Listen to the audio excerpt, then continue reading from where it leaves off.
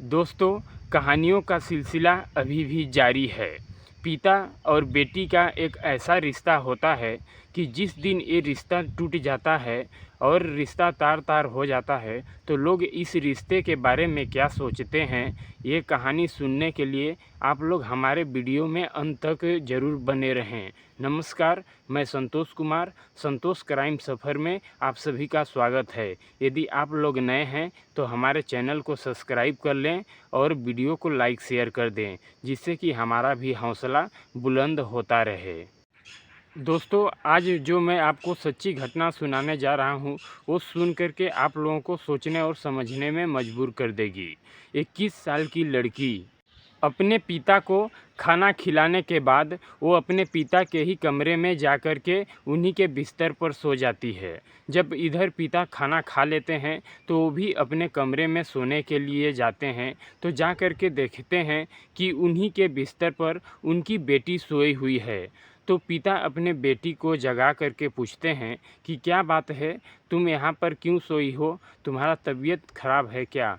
तो बेटी बोलती है कि पिताजी, हमारा तबीयत ख़राब नहीं है, पर मुझे आज कुछ डर लग रहा है, तो मैं यहीं पर सोना चाहती हूँ। तो फिर पिताजी भी उसी बिस्तर पर सो जाते हैं और जैसे जैसे फिर कुछ रात बीतती है तो बेटी अपने पिता को स्पर्श करना शुरू कर देती है और पिता भी बेटी को स्पर्श करना शुरू कर देते हैं। पिता यह भूल जाते हैं कि ये हमारी बेटी है और बेटी भी यह भूल जाती है कि ये हमारे पिताजी हैं।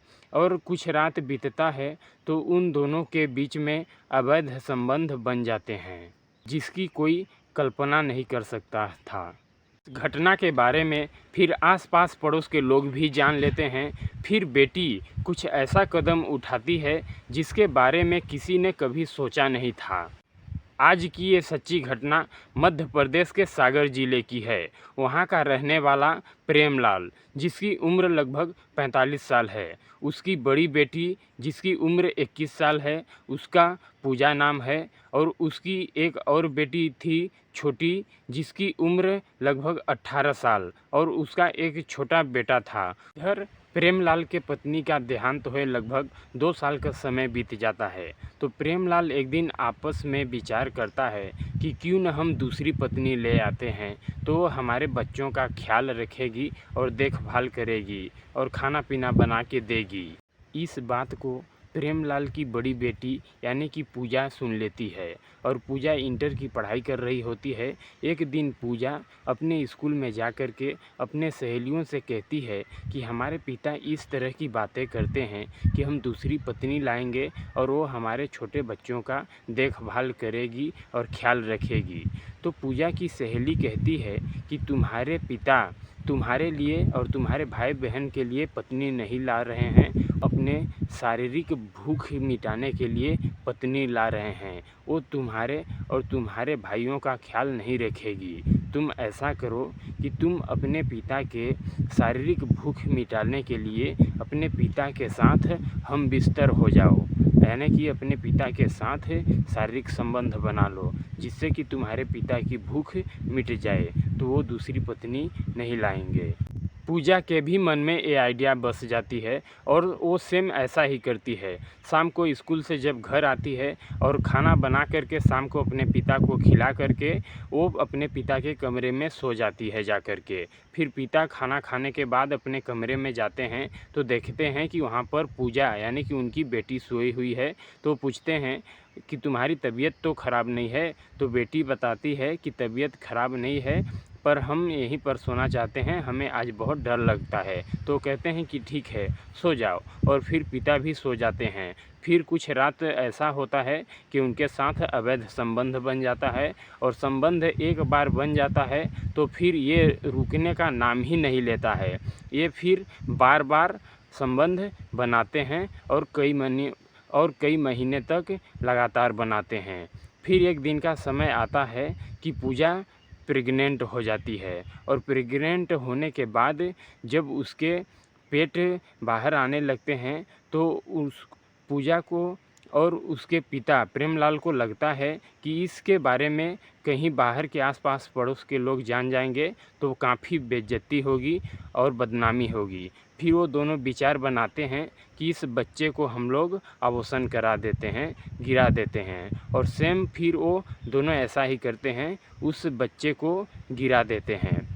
बच्चे गिराने के बाद फिर से पूजा और प्रेमलाल आपस में प्रेम प्रसंग बनाना शुरू करते हैं, यानी प्यार उन दोनों का जारी रहता है। फिर पूजा एक दिन सोचती है कि इस तरह से हम लोग प्रेम प्रसंग बनाते रहेंगे तो लोग आखिर क्या सोचेंगे, किसी दिन जानेंगे। तो आखिरकार एक दिन लोगों को इस बारे में पता चल ही जाता है और फिर गांव के लोग जान लेते हैं। तो लोग कहते हैं कि आखिर ये बाप बेटी इस तरह से कैसे आपस में प्रेम प्रसंग बना रहे हैं। उन दोनों की काफ़ी बेइज्जती होती है और कहीं पर मुंह दिखाने लायक नहीं रहते हैं। सारे लोग थू थू करते हैं। तो फिर पूजा एक दिन काफ़ी गिल्टी फील महसूस करती है और निर्णय लेती है कि अब हमें इस दुनिया में नहीं रहना है। फिर पूजा एक दिन फांसी लगा करके अपनी जान दे देती है।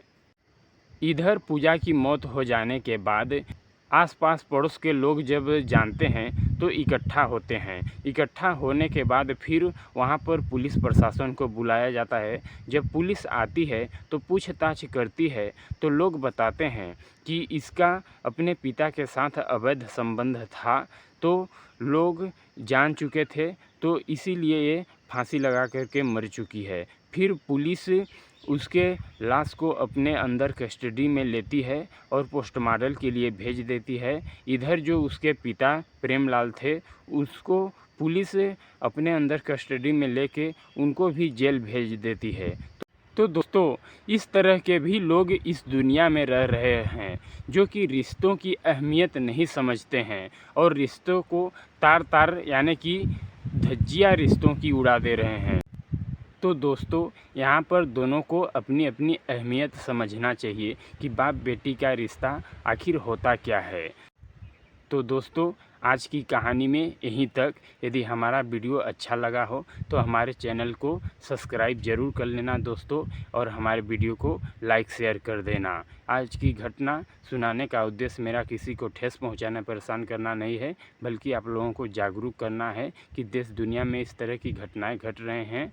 आप लोग सावधान रहें। जय हिंद, जय भारत।